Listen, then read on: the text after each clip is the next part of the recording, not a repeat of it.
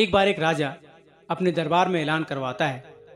ये कहलवाता है कि जो कोई भी नागरिक एक मोटी भैंस को अपने पीठ पर रखकर मेरे दरबार के चक्कर लगाएगा, उसको 10,000 सोने की मोहरें दी जाएंगी। और पूरे नगर में ये ऐलान फैला दी जाती है। लोग यह सुनकर बड़े हंसते हैं, बोलते हैं ये कैसा चैलेंज है, ये कैसा चुनौती है। सबको हंसी आने लगती है। पर उसी में कुछ लोग चुनौती को मानने के लिए एक एक कर राजा के दरबार में आते हैं और एक मोटी भैंस को उठाने की कोशिश करते हैं, पर वो कोई उठा नहीं पाते हैं। सबके सब फेल हो जाते हैं।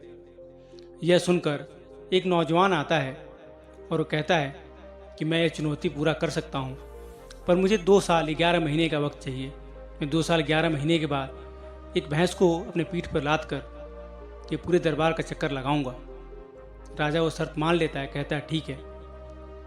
फिर नौजवान अपने घर चला जाता है और 2 साल 11 महीने के बाद एक दिन ऐसा होता है कि राजा का सिंहासन हिलने लगता है। सब लोग चौंक कर देखते हैं तो वही नौजवान एक भैंस को अपने पीठ पर लाद कर, एक मोटे ताजे भैंस को अपने पीठ पर लाद कर राजा के दरबार की तरफ आ रहा है और राजा के दरबार के एक चक्कर लगाकर वो भैंस को उतार देता है।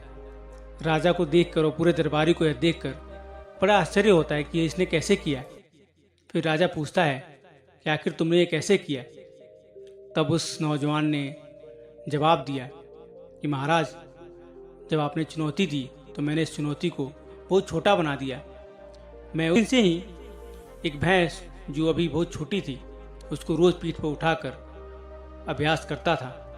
भैंस तो बड़ी होती गई, साथ साथ मेरी शक्ति भी बड़ी होती गई। मेरी शक्ति भी बढ़ती रही और मैंने प्रयास कर कर के इस भैंस को पीठ पर उठा लिया।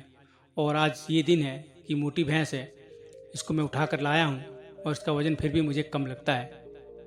दोस्तों, इस कहानी से ये सीख मिलती है कि कोई भी काम बहुत बड़ा नहीं होता है अगर हम उसको रोज़ अभ्यास करें और उस चुनौती को अगर हम छोटा बना दें। अगर उसको हम शुरू से ही छोटा बनाकर अभ्यास करें तो चुनौती चाहे कितनी भी बड़ी हो, चाहे कितना भी भारी हो, उसको पूरा करना कोई बड़ी बात नहीं है। इसलिए हमेशा अभ्यास में ध्यान दीजिए। एक कहावत भी है, करत करत अभ्यास जड़मत होत सुजान, रसरी यावत जाते सिर पर पड़त निशान। मतलब अगर रोज अभ्यास करे तो एक जड़मत में एक मंद बुद्धि इंसान भी सुजान बन जाता है, मतलब विद्वान बन जाता है। ठीक वैसे ही जैसे एक कुएं पर नरम रस्सी पत्थर को भी घिस घिस कर काट देती है, उसका निशान पड़ जाता है। रस्सी बहुत नरम होती है और पत्थर बहुत हार्ड होता है, फिर भी बार बार उसके आने से जाने से वो नरम रस्सी भी उस पत्थर को काट देती है। यह होता है रोज प्रयास का नतीजा।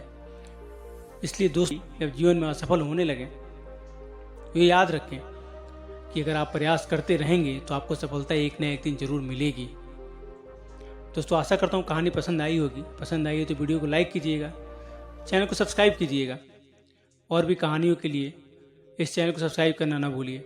मिलता हूँ अगली वीडियो में, तब तक के लिए राधे राधे।